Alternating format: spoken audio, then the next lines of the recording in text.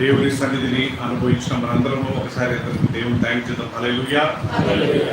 ప్రియులారా, తిరిగి మనల్ని ఏప్రిల్ మాసం అంతా దేవుడు కాపాడి ఈ యొక్క మే మాసంలో మనల్ని నడిపించాడు కదా. ఆయన గొప్పతనము, ఆయన యొక్క విశ్వాసత ఎంతో ఉన్నతమైనది, ఎంతో గొప్పది. ప్రియులారా, ఈరోజు మనం బ్రతుకున్నామంటే అది కేవలం దేవుని కృప. ఇరాన్ ఇజ్రాయెల్ యుద్ధంలో కొన్ని వేల మంది చనిపోయారు. ప్రియులారా, దానికన్నా ముందు ఒక 40,000 మంది ఇరాన్ ప్రాంతంలో వాళ్ళు తిరుగుబాటు చేసుకున్నప్పుడు ఆ ప్రభుత్వం వాళ్ళందరినీ కాల్చి చంపేసింది. ఇవన్నీ మనం చూసినట్లయితే దేవుడు మనల్ని ఇంకా కాపాడుతూ బ్రతికించాడు కాబట్టి మన దేవుడికి ఎల్లప్పుడూ ధన్యంగా గట్టిగా ఉండాలి కదా. సో ఈరోజు కొద్దిసేపు దేవుడి వాక్యాన్ని మనం ధ్యానించుకుందాము. యోహాను సువార్త అందరం తీసుకుందాం. ప్రియులారా, ఈరోజు నా యొక్క అంశం ఏంటంటే, మనం ధ్యానించబోయే అంశం ఏంటంటే, దేవుడు మన హృదయాలను ఎరిగిన వాడు అనే విషయము మనం కొద్దిసేపు ధ్యానించుకుందాం. ప్రియులారా, ఆయన మన హృదయాలను, రహస్యాలను ఆయన ఎరిగిన వాడని దేవుని లేఖనాలకు స్పష్టంగా సెలవిస్తుంది. ప్రియులారా, యోహాను సువార్త 2వ అధ్యాయము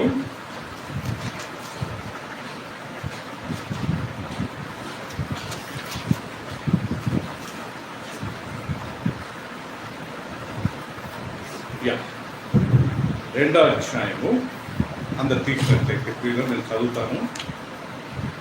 23వ వచనం నుంచి మనందరం ఒకసారి చదువుతున్నాం. యోహాను సువార్త 2వ అధ్యాయము 23వ వచనము.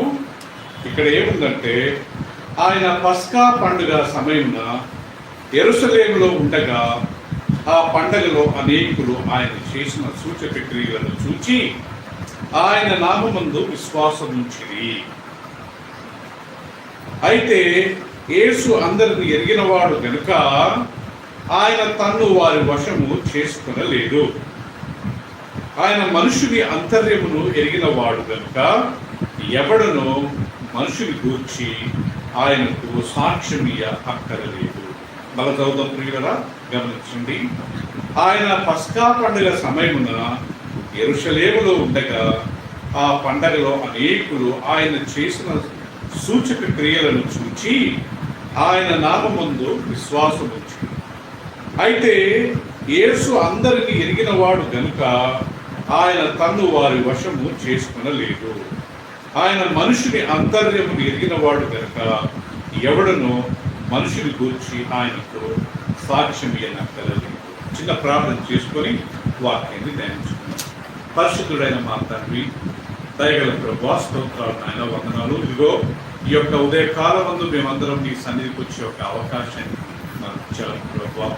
దావీదు అన్నట్టుగా యెహోవా మందిరముకు వెళుదమనగా నేను ఎంతో సంతోషించాను, నేను ఎంతో ఆనందించానన్న మాటలు మేము ఈరోజు జ్ఞాపకం చేసుకొని ఆయనను స్ఫూర్తిగా తీసుకొని మేము కానీ ప్రభువా నీ సన్నిధికి వచ్చినప్పుడు సంతోషంగా, ఆనందంగా, ఉల్లాసముగా గంతులేసుకుంటూ మేము దేవుని సన్నిధిని దర్శించాలా, దేవుని వాక్యాన్ని వినాలా, దేవుడిని స్తుతించాలా అనే ఒక దాహంతో వచ్చిన వాళ్ళందరినీ క్షేమంగా చెప్పినట్టు స్తోత్రాలు. ఇలాగే మీరు అక్కడ వచ్చే వరకు నాయన మీ పట్ల ప్రేమ నాయన మాకు ఎప్పుడు తగ్గిపోకూడదు ప్రభు. నీ వాక్యం పట్ల ప్రేమ మాకు ఎప్పుడు తగ్గిపోకూడదు ప్రభు.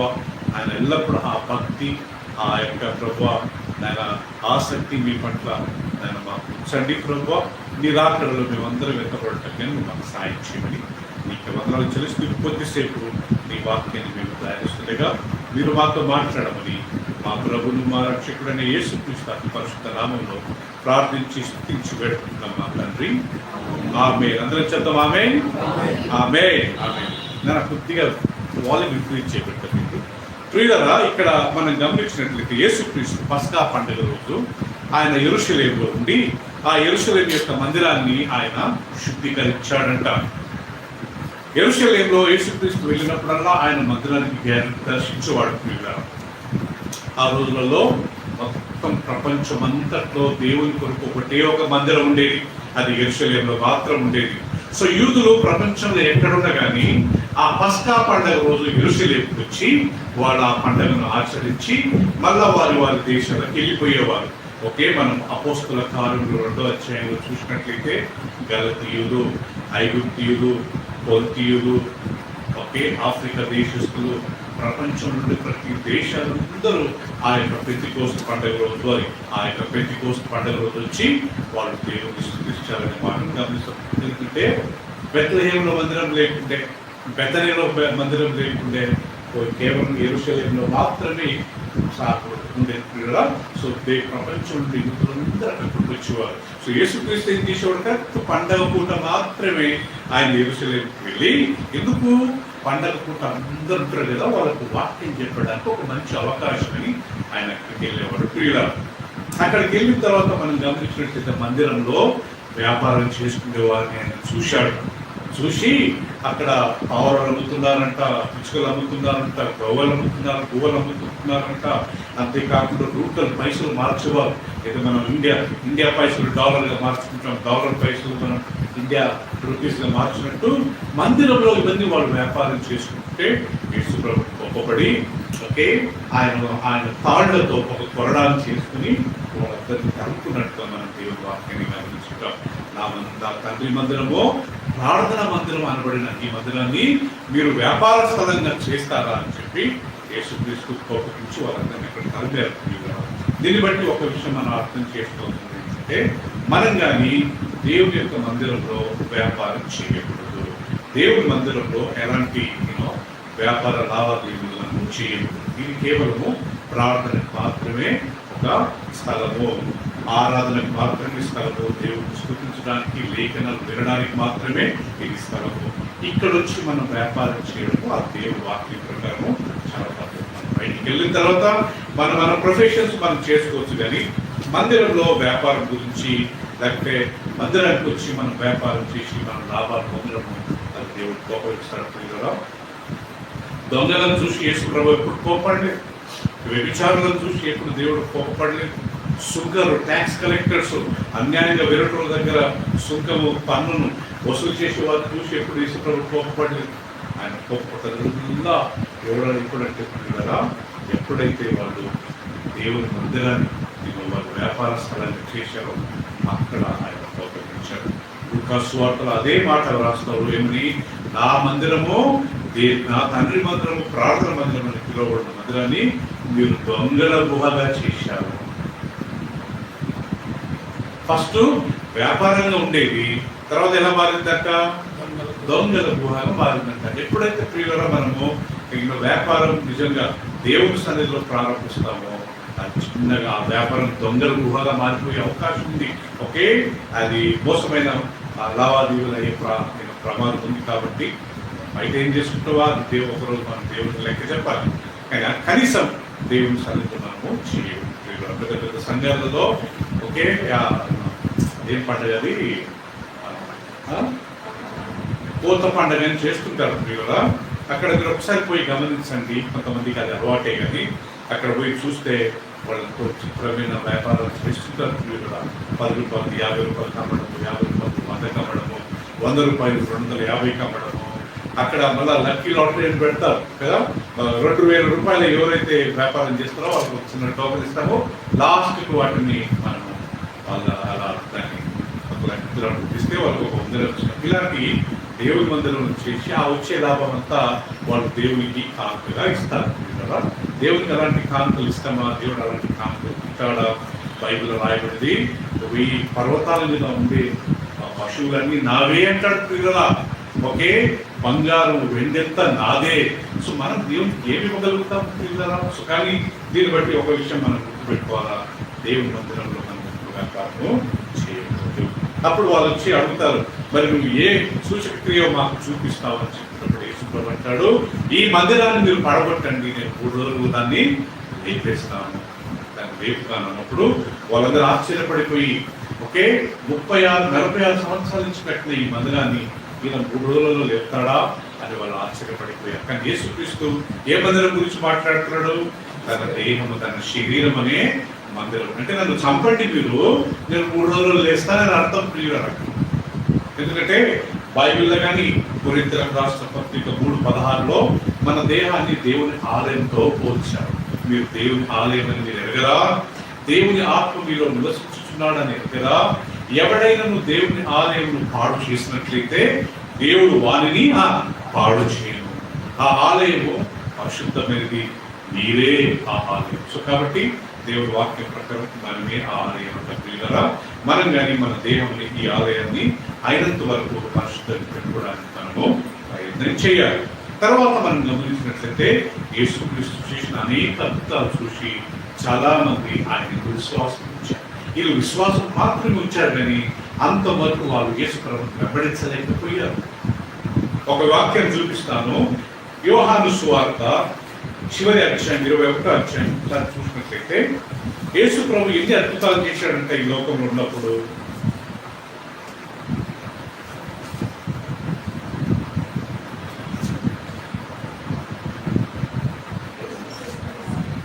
ఏది వచ్చిన 21, 25 అందరూ తీసినట్లయితే 21వ అధ్యాయం 25వ వచనం గమనించినట్టే యేసు చేసిన కార్యములు ఇంకను అనేకములు కలవు.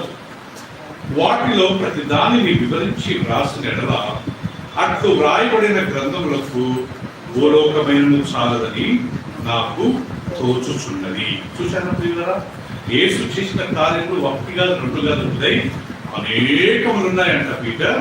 వాటిని ఒకటిగా వివరించి రాసినట్లయితే భూలోకంలో ఉండే పుస్తకాలు కానీ సరిపడే యేసు ప్రభు కూర్చున్నా, లేచినా, బయటికి వెళ్ళినా, లోపలికి వచ్చినా, పడుకున్నా, ఏది చూసినా అద్భుతాలే. ఎన్నో రోగాలు స్వస్థత అయ్యాయి.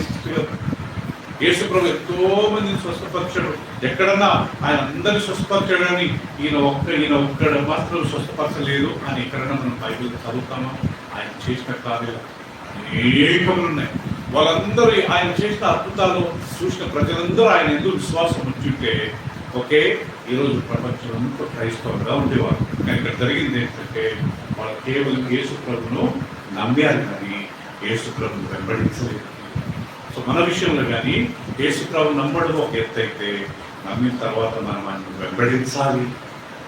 ఇదిగో ఎవరైనా నేను ఉదయం తలుపు యొక్క నిలబడి తలుపు తప్పుచున్నాను, ఎవరైనా నా స్వరం విని తలుపు తెరిచి నన్ను లోపలికి ఆహ్వానిస్తే మాత్రమే నేను లోపలికి వచ్చి వాటిని నేను పూజిస్తాను.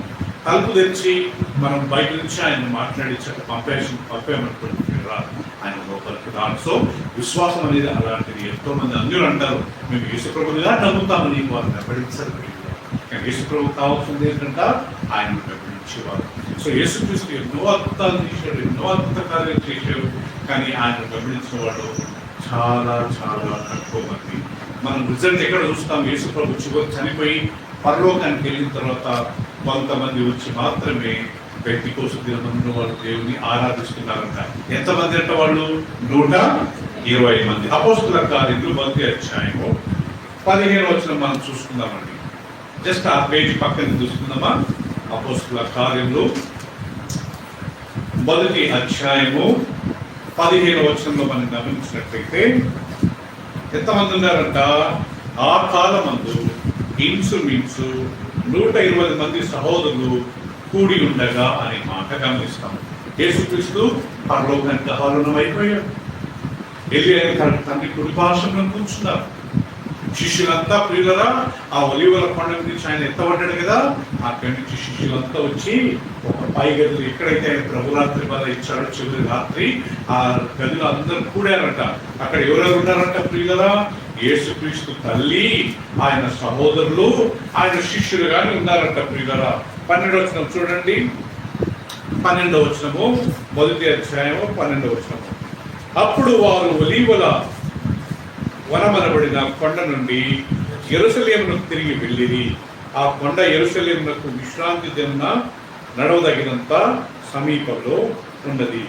వారు పట్టణంలో ప్రవేశించి తాను బస చేయించుండిన మేడగదిలోనికి ఎక్కిపోయింది. వారెవరనగా పేతురు, యోహాను, యాకోబు, అంద్రేయ, ఫిలిప్పు, తోమా, బర్తలోమ్య, మత్తయి, అల్ఫయి కుమారుడగు యాకోబు, జెలేటు అనబడిన సీమోను, యాకోబు కుమారుడగు యూదా అనువాడు. వీరందరూ వీరితో కూడా కొందరు స్త్రీలను యేసు తల్లి అయిన మరియయు ఆయన సహోదరులు ఏక మనసుతో ఎడతెగక ప్రార్థన చేయించుంది. సో వీళ్ళందరూ ఎంతమంది ఉన్నారంట సిస్టర్ సులోచన గారు? ఆ కాలమందు ఇంచుమించు ఎంతమంది అంట? 120 మంది కూడారంట ప్రియుల. యేసు ప్రభు చేసిన అద్భుతాలు చూసి నమ్మిన వాళ్ళంతా ఎక్కడ పోయారు? ఇక్కడ 120 మంది నుంచి ఉన్నారు చివరికి. అంటే వాళ్ళు జస్ట్ ఆ సమయంలో మాత్రం నమ్మారు. తర్వాత వాళ్ళంతా వాళ్ళ పాలన చూసుకున్నారు. అందుకే ఈ స్వస్థత కూటాలు, ఈ యొక్క అద్భుతాలు జరిగే కూటాలలో రక్షణ గురించి ఎక్కువ ఉండదు. ఎప్పుడు స్వస్థతలు, హీలింగ్ అంతే. కానీ ఆ వచ్చేవాళ్ళు కానీ చాలా సార్లు నాకు బాగైందని వెళ్తారు, కానీ రక్షణ గురించి రాదు. అందుకే యేసు ప్రభు చాలా మందిని స్వస్థపరిచిన తర్వాత ఒక విషయం చెప్పేవాడు. ఏమని? నేను మిమ్మల్ని స్వస్థపరిచినట్టు ఎవరికి మీరు చెప్పొద్దు. ఎందుకు? నన్ను మీరు వెళ్ళి నన్ను యేసు ప్రభు నన్ను స్వస్థపరచాడని నా స్వస్థత గురించి మీరు చెప్పినట్లయితే అందరు దేని గురించి వస్తారు? స్వస్థత గురించి వస్తారు. Don't introduce me as a healer, you introduce me as a saviour. నన్ను స్వస్థపరిచేవాడుగా నన్ను ఇంట్రడ్యూస్ చేయొద్దు, నన్ను రక్షకుడుగా మీరు నన్ను ఇంట్రడ్యూస్ చేయండి చెప్పిన మాటను మనము చేసుకోగలుగుతాం. అందుకే మనము ఎవరికైనా వాక్యం చెప్పినప్పుడు రక్షణ గురించి మాట్లాడాలి. దేవుడు అద్భుతాలు చేస్తాడు, మిమ్మల్ని స్వస్థపరుస్తాడు. ఓకే, ఒకరు స్వస్థపరచకుంటే నాకు బాగా గుర్తుంది ప్రియులరా, నేను కారవార అనే ప్రాంతంలో నేను సేవ చేసినప్పుడు యవనస్తుడు ఒక 22-23 ఇయర్స్ అబ్బాయి, ఆయన క్యాన్సర్, ఎంత ఘోరమైన క్యాన్సర్ అంటే ప్రియులరా, ఆయన వ్యక్తి మీద కనకలాడేవాడు, పుట్టుకలాడేవాడు. మేము రెగ్యులర్గా వెళ్ళి ప్రార్థన చేసేవాళ్ళం, వచ్చేవాళ్ళం. 1 నెల 2 నెలలు రెగ్యులర్గా వెళ్ళేవాళ్ళం, ప్రార్థన చేసేవాళ్ళం. ఇంకొక ఆయన చెన్నై నుంచి, మెడ్రాస్ నుంచి ఒక దేవుడి సేవకుడు వచ్చి ఆయన ప్రార్థన చేస్తూ దేవుడు నాకు చూపిస్తున్నాడు, ఇంకా 3-4 డేస్లో దేవుడు ఆయన సంపూర్ణంగా స్వస్థపరుస్తాడు అని చెప్పి ఇలా ఏదో ప్రవచన టైం చెప్పాడు. కరెక్ట్ వారం తర్వాత చనిపోయాడండి. సో కాబట్టి మనం కొన్నిసార్లు దేవుని వాక్యాన్ని ప్రకటించినప్పుడు దేవుడు స్వస్థపరుస్తాడు సంపూర్ణ. మనం ఏం చేయాలంటే ప్రార్థన చేసినటువంటి విశ్వసించండి, దేవుడు అర్థం చేయొచ్చు. అంతేగాని 100% స్వస్థపరుస్తాడు మనకు తెలియదు. దేవుడి చిత్తం ఏంటో. ఆయన చనిపోయాడు తర్వాత ఆ మాస్టర్ మొక్కగా లేదండి ఇంకా ఆ ప్రాంతానికి రావడానికి. వీళ్ళు ఎంత ఫోన్ చేసినా ఆయన ఎక్కట్లేదండి. సో కొన్నిసార్లు అద్భుతాలుగా మనకు కావాల్సింది సత్యాన్ని మనం ప్రకటించినప్పుడు ఆయన ఆశీర్వాదం. సో యేసుక్రీస్తు చేసిన అద్భుతాలు చూసిన అనేకులు విశ్వసించారంట. దాని తర్వాత రాయల యేసుక్రీస్తు వాళ్ళ హృదయాలను ఎరిగిన వాడు కాబట్టి తన్ను తాను వారి వశము చేసుకోలేదు. యేసు ప్రభు అందరు నన్ను నమ్మారని చెప్పి ఎవరితో పడితే వాళ్ళతో ఫ్రీగా మాట్లాడటమో, వాళ్ళ ఇళ్ళకు దర్శించడమో, వాళ్ళు చెప్పినట్టుగా చేయడం ఏం చేయలేదు. ఎందుకంటే ఈయన తెలుసు, ఈ అద్భుతాలు చూసిన వాడు మారు మనసు పొందరు, ఈ అద్భుతాలు చూసిన వారు అంతవరకు వెంబడించారని చెప్పి వీళ్ళని యేసుక్రీస్తు ఎప్పుడు చేయలేదు. సో దీన్ని బట్టి మనం తెలుసుకోవాల్సిన ఒక విషయం ఏంటంటే దేవుడు మన హృదయాలను ఎక్కిన వాడు, మన హృదయ రహస్యాలను ఆయన ఎరిగిన వాడు. మనం ఆయన ఫాలో చేస్తామా లేదా అది కానీ దేవుడికి తెలుసు. బైబిల్ రాయబడింది, యూదా యూదా నువ్వు పుట్టకుంటుంటే నీకు ఎంతో మేలు. యేసు ప్రభువుకు తెలుసు ఈ 12 మందిలో ఒకరు అర్థించబడతాడు. ఆయన కానీ అతనికి దేవుడు అవకాశం ఇచ్చాడు. సో దేవుని యొక్క ప్రణాళిక ఎంత గొప్పదంటే ఎవరు నిజంగా మారు మనసు పొందారో, ఎవరు నిజంగా మారు మనసు పొందలేదు, ఎవరు ఆయన అంతవరకు నమ్మకంగా వెంబడిస్తారో దేవుడికి ఆల్రెడీ తెలుసు. కాబట్టి మనం కానీ దేవుడు సన్నిధికి వచ్చినప్పుడు, దేవుని యొక్క రక్షణలో ఉన్నప్పుడు అయినంత వరకు ఆయనను వెంబడించడానికి మనం ప్రయత్నించేలా మన హృదయాన్ని మనం ఎప్పుడు క్లీన్గా లేకుంటే స్వచ్ఛగా పెట్టుకోవడానికి మనము ప్రయత్నం చేసినప్పుడు రేపు మనల్ని మనం మోసం చేసుకునే అవకాశం ఉంది. బైబిల్ రాయబడిన ప్రియులరా, మనల్ని మనం మోసం చేసుకునే రోజులు వస్తాయంట. వాక్యంలో రాయబడి మనల్ని మనం మోసం, తను తానే మోసం చేసుకోవద్దు అనే వాక్యంలో రాయబడి, నేను దేవుని సేవకుని, నేను దేవుని బిడ్డనని చెప్పి తన సహోదరుని ద్వేషించేవాడు తను తానే మోసం చేసుకుంటున్నాడని దేవుని వాక్యంలో రాయబడి, తన పాపములు ఒప్పుకోకుండా నేను నీతిమంతుని అనుకునేవారు తను తానే మోసం చేసుకుంటారంట. నేను నీతిమంతుని అనుకునేవాళ్ళు, నేను చాలా మంచోడినని అందరికి మన గురించి గొప్పదనం చెప్పుకుంటామే బైబిల్ రాయబడేది, వాళ్ళే మోసం చేసుకుంటారంట. అందుకే చాలా మటుకు మన హృదయం మన హృదయం చెప్పిన మాట మనం వినకూడదంట ప్రియులారా. ఎందుకు? హృదయం అన్నిటికంటే మన హృదయమే మనల్ని మోసం చేస్తుందంట. మనం ఆత్మీయంగా లేనప్పుడు మన హృదయం చెప్తున్నప్పుడు చాలా ఆత్మీయుడు, మనం చాలా చెడ్డోళమైనప్పుడు మన హృదయం చెప్తుంది, ఓ బైబిల్ అవసరంలే, మన హృదయం చెప్తుంది నువ్వు చాలా మంచివాడు.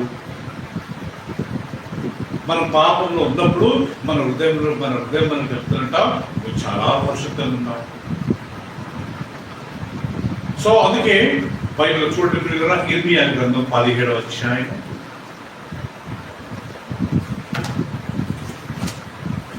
ఇర్మియా గ్రంథం 17వ అధ్యాయం ఒకసారి మనం చూసినట్లయితే మన హృదయము మనం ఏ రకంగా మోసం చేస్తుంది ఒకసారి గమనించుకున్నట్లయితే 17వ అధ్యాయం 4, 5 అందరు తీసినట్లయితే నేను చదువుతాను ప్రియులారా. 17 verse 9. ఓకే, 17వ అధ్యాయము 9వ వచనం ఒకసారి మనం గమనించినట్లయితే అందరు చూడండి ప్రియులారా, ఏమని రాయబడింది? హృదయము అన్నిటికంటే మోసకరమైనది, అది ఘోరమైన వ్యాధి కలది, దాన్ని గ్రహించువాడెవడు? హృదయము అన్నిటికంటే మోసకరమైనది, అది ఘోరమైన వ్యాధి కలది, దాన్ని గ్రహింపగలవాడెవడు? మన హృదయమే మోసమైందంట ప్రియులారా. మన హృదయం చెప్పినట్టు మనం వినకూడదంట. మరి ఎవరు చెప్పినట్టు వినాలా మనము? చెప్పండి ప్రియులారా. దేవుని వాక్యం చెప్పినట్టు వినాలంట. ఎందుకు ప్రియులారా? మన హృదయము మనం అనుకునేదంతా కరెక్ట్ అని మనకు సిగ్నల్ ఇస్తున్నాను. కరెక్టే, నువ్వు అందరికంటే తెలియగలవాడు, నువ్వు అందరికంటే బాగా చదువుకున్నాడు, నువ్వు అందరికంటే చాలా నీతిమంతుడు, నువ్వు అందరికంటే చాలా మంచివాడు అని మనల్ని అది ప్రోత్సహిస్తుందంట. కానీ అది వాస్తవమా? బైబిల్ రాయబడింది మన నీతి క్రియలు దేవుని దృష్టిలో ఎలాంటి అంట? మురికి గుడ్డలు. కానీ మన హృదయం చెప్తుంది నువ్వు చాలా మంచివాడివి అంటారు కదా ప్రియులారా.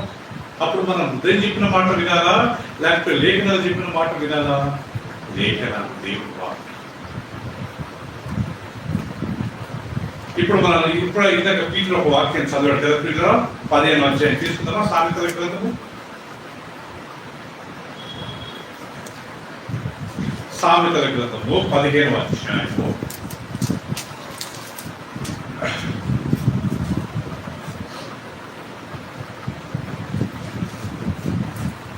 11 చూద్దామండి. 15, 11.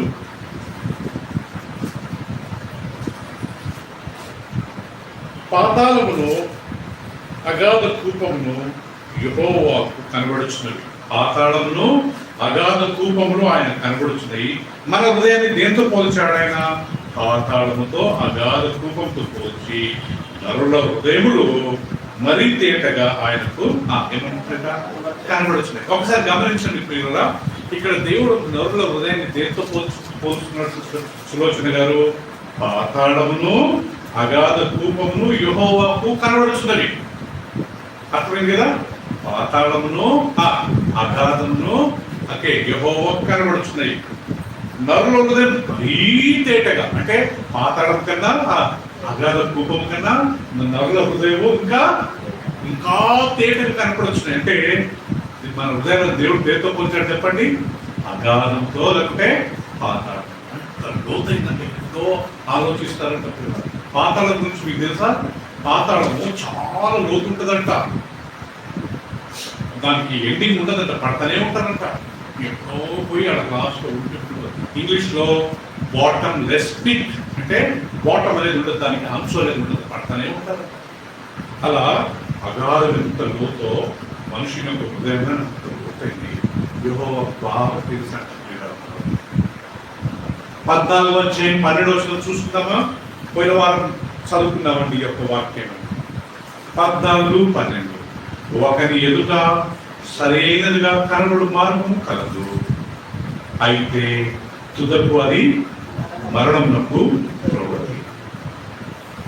గమనించండి ప్రియులారా, మన ప్రొఫెషన్, మన జాబ్స్, మన యొక్క చదువు, వాటి గురించి ఇక్కడ రాయబడింది. జనరల్గా మనిషి యొక్క హృదయము నువ్వు వెళ్ళే మార్గం కరెక్టే చెప్తుంటుందంట, నువ్వు చేసేది కరెక్టే చెప్తుంటుందంట. క్రైస్తవులను, రోమన్ క్యాథలిక్స్ని, ప్రొటెస్టెంట్స్ని, బ్యాప్టిస్ట్ వాళ్ళను ఎవరిని పోయి అడగండి, మేము వెళ్ళేది కరెక్ట్ అండి, మా ఆరాధన కరెక్ట్ అండి, మేము చెప్పేది కరెక్ట్ అని వాళ్ళు అంటుంటారు. ఓకే, హిందూస్ దగ్గరికి వెళ్ళి వాళ్ళని అడగండి, మేము చేసేది కరెక్ట్ అంటారు. ముస్లిమ్స్ వదులుకుంటారా, యూదులు వదులుకుంటారా, మేము చేసేది కరెక్ట్ అంటారు. కానీ ఇక్కడేం రాయబడింది, వాళ్ళ దృష్టికి వాళ్ళు చేసేది కరెక్టే అనిపిస్తుంది, కానీ చివరికి అది ఏం మార్గమంట, మరణానికి నడిపిస్తుందంట. పిల్లల మరణాన్ని నడిపిస్తుందంట. ఇక్కడ అనుకున్నదంతా చివరికి పిల్లల అదేదో చెరువులో చింతపండు కడిగినట్టు పారే నదిలో ఒక చింతపండు కడిగితే దాని పులుపు ఆపుతుందా, అలా మనం మోసం చేసుకుంటారు. కాబట్టి మనం ప్రేమించిన మాట్లాడుతూ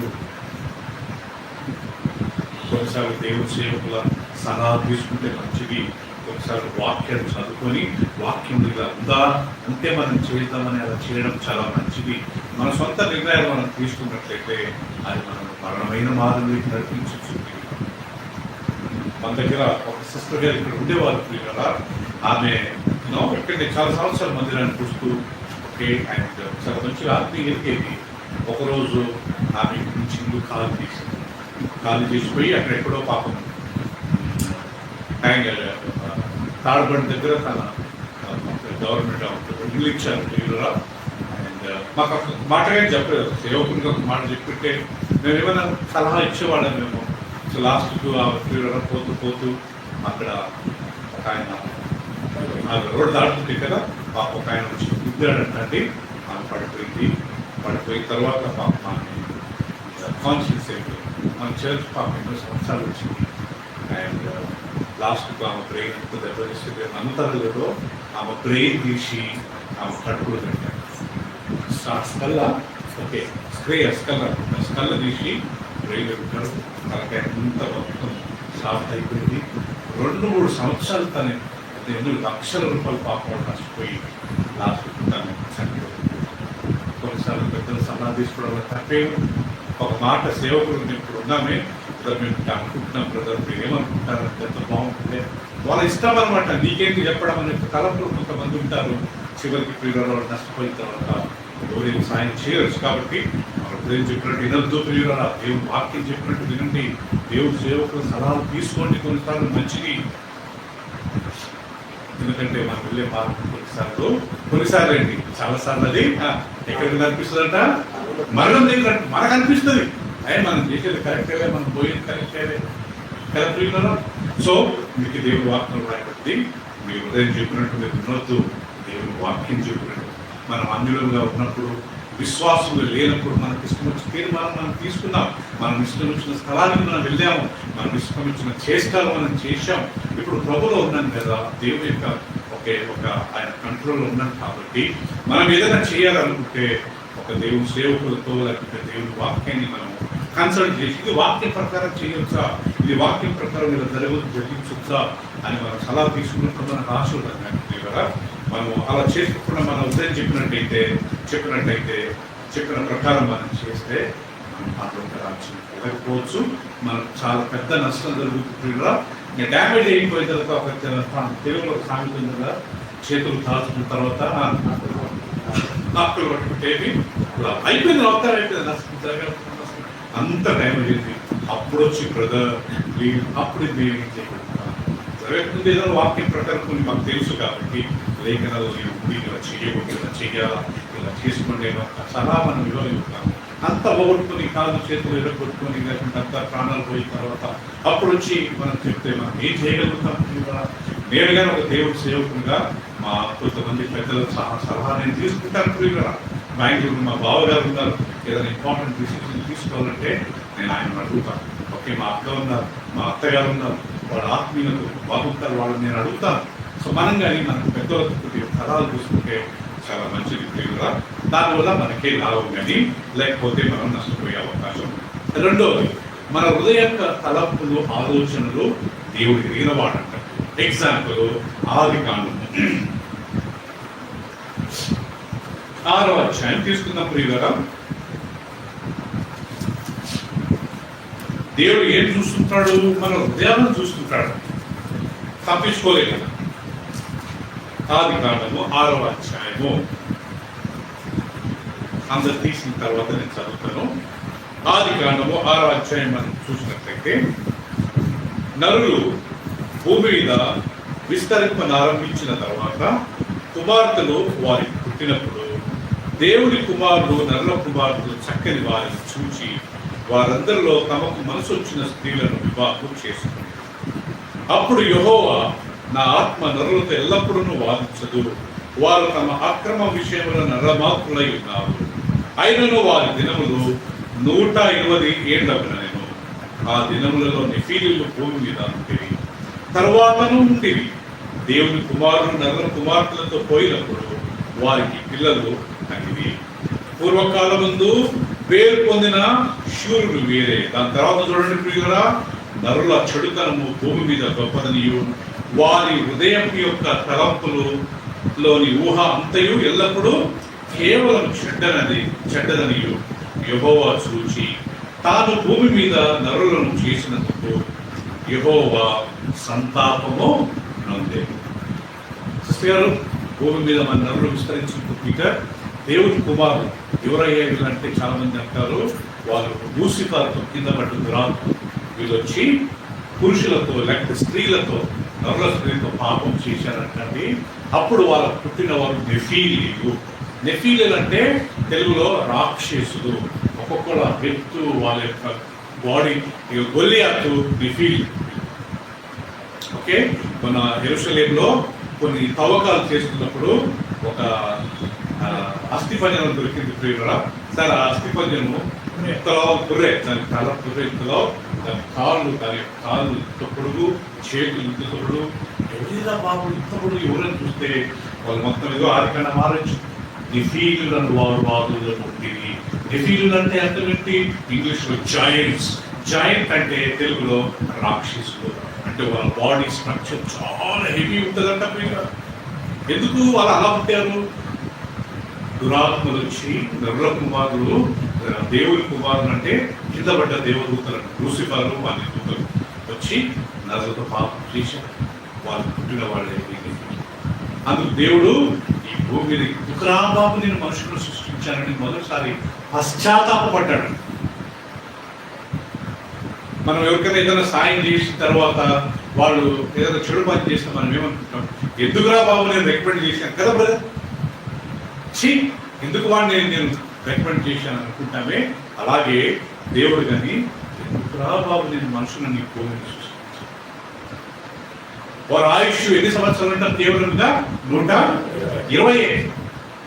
దానికన్నా ముందు ఎన్ని సంవత్సరాలు బతికేవారంట ప్రియుల జనులు? 900. 5వ అధ్యాయం 5వ వచనం చూడండి ప్రియుల. ఆదాము బ్రతికిన దినములన్నీ 9వ అధ్యాయం 5వ వచనం ప్రియుల. 5వ అధ్యాయం 5వ వచనము. ఆదాము బ్రతికిన దినములన్నీ 930 ఏళ్ళు, అప్పుడు అతడు వృద్ధి నొందెను. 8వ వచనము. షేటు బ్రతికిన దినములన్నీ 912 ఏళ్ళు, అప్పుడు అతడు వృద్ధి పొందెను. 11వ వచనం. ఏనోషు దినములన్నీ 905 ఏళ్ళు, అప్పుడు అతడు వృద్ధి పొందెను. 14వ వచనం. కాయినాను దినములన్నీ 910 ఏళ్ళు, అప్పుడు అతడు వృద్ధి పొందెను. 17వ వచనం. మహాదేవుడు దినములన్నీ 895 ఏళ్ళు, అప్పుడు అతడు వృద్ధి పొందెను. ఓకే ప్రియులారా, 9వ అధ్యాయం చివరి వచనం చూస్తున్నావా? 9వ అధ్యాయం చివరి వచనము. నోవాహు బ్రతికిన దినములన్నీ 950 ఏళ్ళు, అప్పుడు అతడు ఏమయ్యాడు? వృద్ధి పొందాడు. అంటే చెప్పండి ప్రియులారా, ఈ 6వ అధ్యాయానికి ముందు 5వ అధ్యాయం వచ్చింది కదా. 5వ అధ్యాయంలో అందరూ 900 సంవత్సరాలు బతికారు. 6వ అధ్యాయానికి వచ్చినప్పుడు దేవుడు వాళ్ళ ఆయుష్ని ఎంత తగ్గించాడంటే 969 ఎక్కడ, 120 ఎక్కడ అండి? కనీసం 850 సంవత్సరాల మనిషి ఆయుష్ని దేవుడు తగ్గించాడు. ఎందుకు? వాళ్ళ ప్రేమ యొక్క తలంపులు కేవలము మనం ఆలోచిస్తే చాలా చక్కగా ఆలోచించేవాడు. చేయడం ఒకసారి ఆలోచించిన తర్వాత పాపాలు చేస్తారు, కానీ ఎక్కడ కూర్చున్నా కానీ చక్కగా ఆలోచించారు. ఏ స్త్రీని చూసినా, ఏ పురుషుని చూసినా, ఏది చూసినా చక్కగా హృదయం అంతా చెడిపోయిందంట. దేవుడు చూసి నేను సహించలేదు బాబు అని చెప్పి దేవుడు మనుషుల ఆయుష్ను 120 సంవత్సరాలు తగ్గించాడు.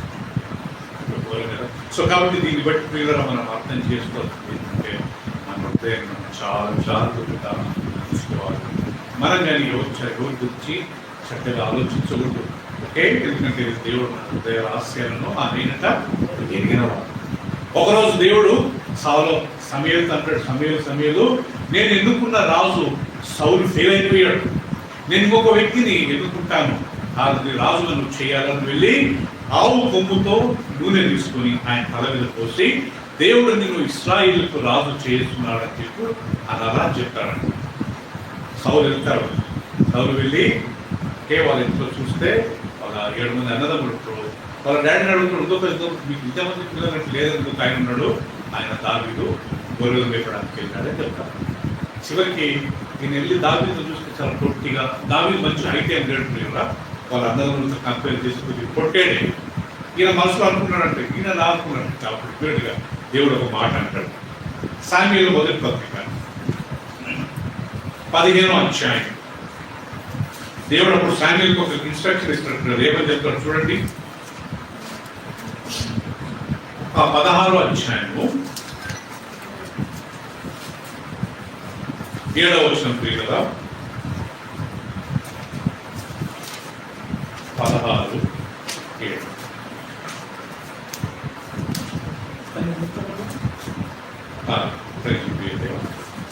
16:7.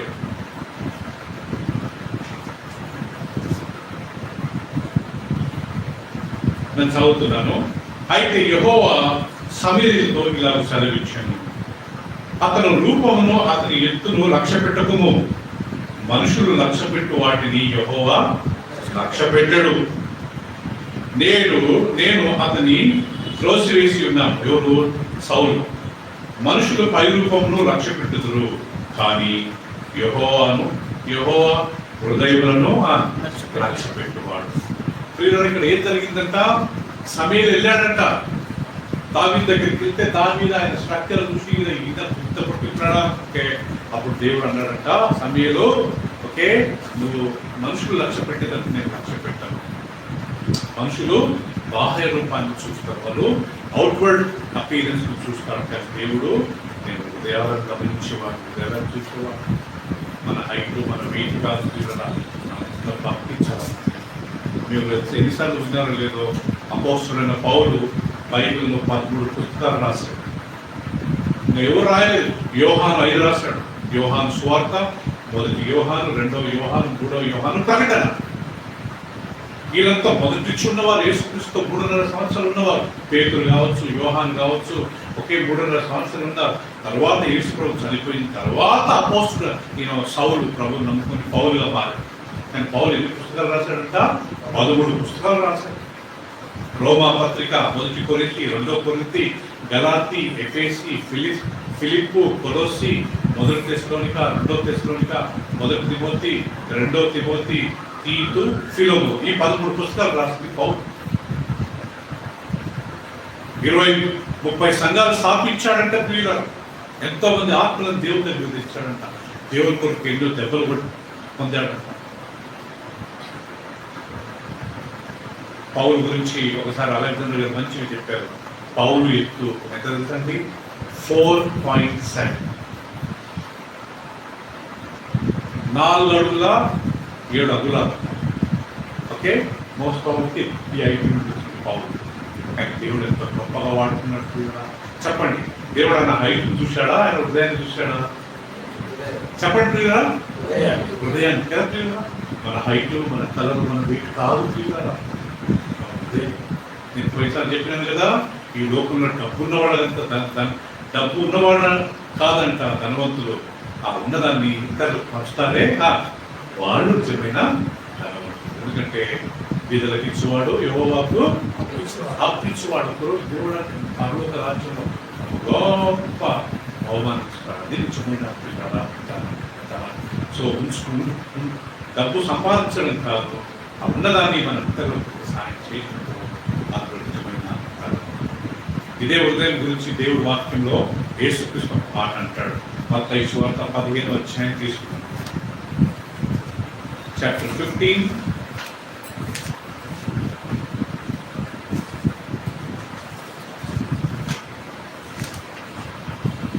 19వ వచనం బట్టి హృదయం గురించి మాట్లాడుతూ మన హృదయాన్ని మనం ఎంత కంట్రోల్ చేసుకోవాలా అనే విషయాన్ని మాట్లాడుతూ 15వ అధ్యాయము 19వ వచనం చూసినట్లయితే యేసుక్రీస్తు చెప్పిన మాట ఏది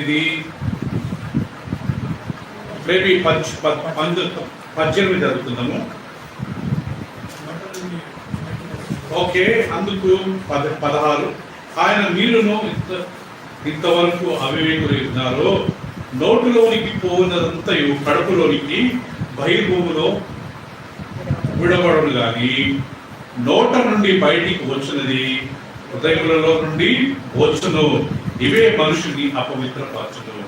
మీరు గ్రహింపరా? దురాలోచనలు, నరహత్య, వ్యభిచారములు,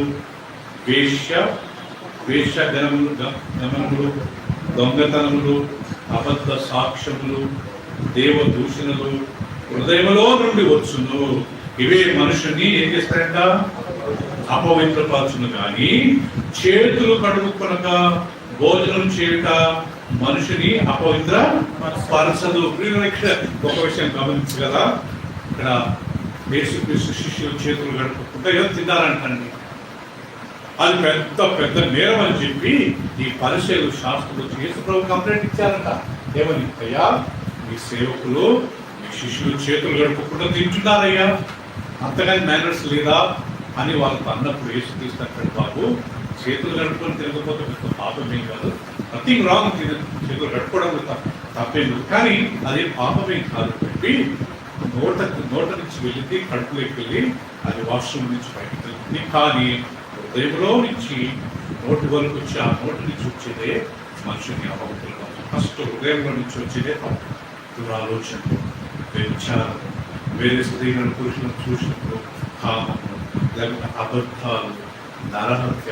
ఓకే, అవి చేయకపోవచ్చు కానీ ఆ తలంపులు వస్తే ఆల్రెడీ చేసుకుంటాయి. యేసుక్రీస్తు మనకు నేర్పించిన స్టాండర్డ్ ఏంటి? నువ్వు ఒకరిని నరహత్య చేయాల్సిన అవసరం లే, కోపపడితే చాలంట ఆ వ్యక్తితో మనం ఏం చేసినట్ట పాపం చేయి. నువ్వు ఆ స్త్రీతో వెళ్ళి పాపం చేయాల్సిన అవసరం లే, కానీ ఆ స్త్రీని ఆ పురుషుని చూసి తన మనసులో చెడుగా ఆలోచిస్తే తలస్తించాలి. మనం ఆ వ్యక్తితో హృదయమే నా పవిత్ర పరిస్థితి పాపం తినే ఫుడ్ కాదు. కొంతమంది నేను ఈ మాంసం తినను, నేను ఆ మాంసం తినాను అంటారు.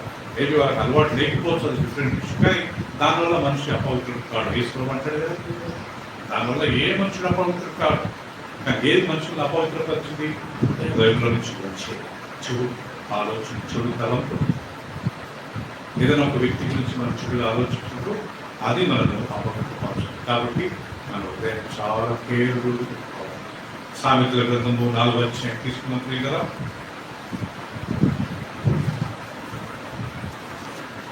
సామెతల గ్రంథము 4వ అధ్యాయము 23వ వచనం ఒకసారి చూసుకున్నప్పుడు కదా, ఎందుకు మన హృదయాన్ని మనం ఎప్పుడు కంట్రోల్ పెట్టుకోవాలంటే దాంట్లో జీవం ఉంటుందంట. 4వ అధ్యాయము 23వ వచనం.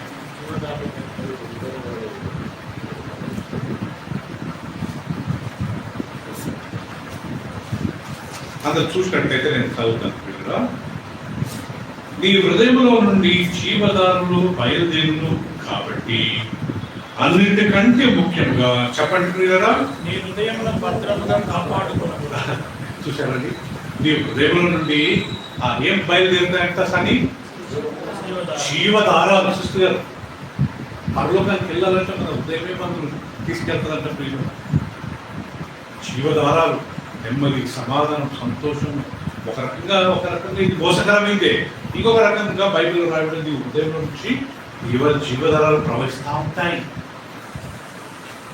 కాబట్టి నువ్వేం చేయాలని అన్నిటికంటే నీ హృదయాన్ని ఏం చేసుకోవాలా? భద్రపరచుకోవాలి. అప్పుడు కానీ మనం ప్రియుల దేవుడిని మెప్పించుకోవాలి. లేకపోతే మనం దేవుడు పాపం చూసుకోవాలి. రేపు మన తీర్పులు, మన హృదయ తలంపును బట్టి తీర్పు ఉంటుంది. మీకు ఎంతమందికి తెలుసులేదు?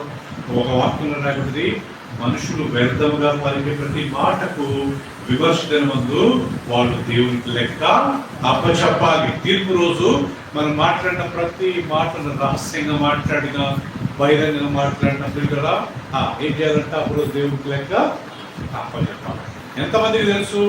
రేపు మన తలంపుల గురించి మనం ఈవెన్ చెడ్డగా ఆ మాట బయటకు చెప్పకపోవచ్చు, మన భార్యతో, మన భర్తతో, మన స్నేహితులతో. పెద్ద ప్రియులరా, ఇద్దరు స్నేహితులు కలిసినప్పుడు మూడో వ్యక్తి గురించి మాట్లాడుతూనే ఉంటారు. అది చాలా కామన్. ఆఫీస్కి వెళ్ళండి, ఇద్దరు పక్క పక్కన కూర్చున్నప్పుడు వాళ్ళ బాస్ గురించి మాట్లాడుతుంటారు. వ్యాపారం చేసిన దగ్గరికి పోండి, ఆ ఇద్దరు వ్యాపారస్తులు వాటిని కొద్దిగా అధికంగా ఉన్న వారి గురించి ఒక ఇద్దరు కలిస్తే మూడో వ్యక్తి గురించి గ్యారెంటీ మాట్లాడతారు. అలా బైబిల్లో రాయబడితే ప్రియులరా, మనం అలా మాట్లాడిన రేపు దేవుని దగ్గర మనం తీర్పు పొందవచ్చు. లూసిఫర్ పరలోక రాజ్యంలో ఒక దేవదూత ఉండేవాడు. అతని పేరు లూసిఫర్, ప్రధాన దూత, కెరూబు, అభిషేకింపబడ్డవాడు. దేవుడు ఆయన మంచి ఒక సింహాసనం మీద కూర్చోబెట్టి అందరు దేవదూతలంతా ఈయన మాట వినేవారంట. అందరు లేచి నిలబడండి అంటున్నారు. అందరు దూతలంతా ఈయన మాట విని లేచి నిలబడేవారు. అందరు హల్లెలూయా చెప్పండి. ఈయన వర్షిప్ లీడర్, ఆరాధన చేసేవాడు. అందరు లేచి వర్షిప్ చేసేవారు, చేతులు ఎత్తేవారు, హల్లెలూయా చెప్పేవారు. ఒకరోజు ఆ లూసిఫర్ గారు నోటు తేవల్లే అక్కడ ఉదయ్ ప్రేమను అనుకున్నాడు. ఏమని అనుకున్నాడంట? యెషయా గ్రంథం 14 వచ్చింది. యెషయా గ్రంథం 14 అధ్యాయంలో వాడు ఏం చేశాడు తన హృదయంలో అని ఇక్కడ రాయబడుతుంది. వాడు నోటితో ఏమనలేదండి, జస్ట్ మనసులో అనుకుంటున్నాడు తన హృదయం. 14:12 ఒకసారి మనం చదువుకున్నాము. అందరూ గమనించండి. 14 అధ్యాయము 12 చదువుకున్నాము. ఇది లూసిఫర్ గురించి మాట్లాడుతున్నాడు. తేజో నక్షత్రమా, లూసిఫర్ అంటే తేజో నక్షత్రం. వేక్వర్డ్స్ నీవెట్లు ఆకాశం నుండి పడితివి, జనులను పడగొట్టిన నీవు నేలమట్టు ఎట్లు నరకబడితివి అని చెప్పి ఏమనుకున్నాడంట? నేను ఆకాశంలోకి ఎక్కిపోదును, దేవుని నక్షత్రములకు పైగా నా సింహాసనమును హెచ్చిందును, ఉత్తర దిక్కునున్న సభాపర్వతం మీద కూర్చుందును, మేఘ మండలం మీదకి ఎక్కుదును, మహోన్నతునితో నన్ను సమానముగా చేసుకుందునని నీవు మనసులో అనుకుని కదా. ఎక్కడ అనుకున్నాడంటే ప్రియులరా? మనసులో అనుకుంటేవి కదా. నీవు పాతాళమునకు నరకంలో ఒక మూలకు త్రోయవేయబడింది. ప్రియులరా, ఇక్కడ ఏమనుకున్నాడంట? నేను దేవుని సింహాసనం కంటే నా సింహాసనం ఇచ్చేస్తాను, దేవుని నక్షత్రాల కంటే నా యొక్క సింహాసనం ఇచ్చేస్తానని 5 సార్లు తన హృదయంలో, నేను ఇంగ్లీష్లో I will go above God, my throne will be above the Lord. దేవుని సింహాసనం కంటే నా సింహాసనం ఇచ్చేస్తాను, దేవుడి కంటే నేను గొప్ప 5 సార్లు మనసులో అనుకున్నాడంట. దేవుడు అది గమనించాడు. కరెక్ట్ ఇప్పుడే మనం చదివాం. హృదయ రహస్యాలను ఎరిగినవాడు కాబట్టి దేవుడు గమనించి అక్కడి నుంచి అంతే వాడు ప్రియులరా కిందపడి సాతానుగా మారు. సాతాను పక్కనున్న దూతలు అన్నాడా నేను దేవుడి కంటే గొప్ప అవుతానని? ఎక్కడ అనుకున్నాడు? మనసులో. కొన్ని పాపాలు ఉన్నాయంటే బ్రదర్, మనసులో అనుకుంటే దేవుడు వాళ్ళని తెలుసుకొని మనకు తీర్పు తీరుస్తాడు. సో అందుకని ఈరోజు మనం నేర్చుకున్న లెసన్ ఏంటంటే, మనం ఎక్కడున్నా కానీ మన హృదయం దాంట్లో నుంచి జీవధారాలు బయలుదేరుతాయి, దాంట్లో నుంచి దేవుని యొక్క కృప బయలుదేరుతుంది. కాబట్టి అన్నిటికంటే ఎక్కువ జాగ్రత్త పెట్టుకొని ఎవరి గురించి మాట్లాడకుండా, ఎవరైనా మన గురించి సాడలు మాట్లాడితే వాళ్ళని ఎంటర్టైన్ చేయకుండా, కొద్దిగా అవన్నీ గురించి మాట్లాడకూడదు అని మనం ఎంటర్టైన్ చేయకుండా సైలెంట్గా ఉండి మనం పరిశుద్ధపరచుకుంటే రేపు దేవుడి రాజ్యంలో ప్రవేశించే అవకాశం దేవుడి ఇచ్చిన వార్తను దీవించారు.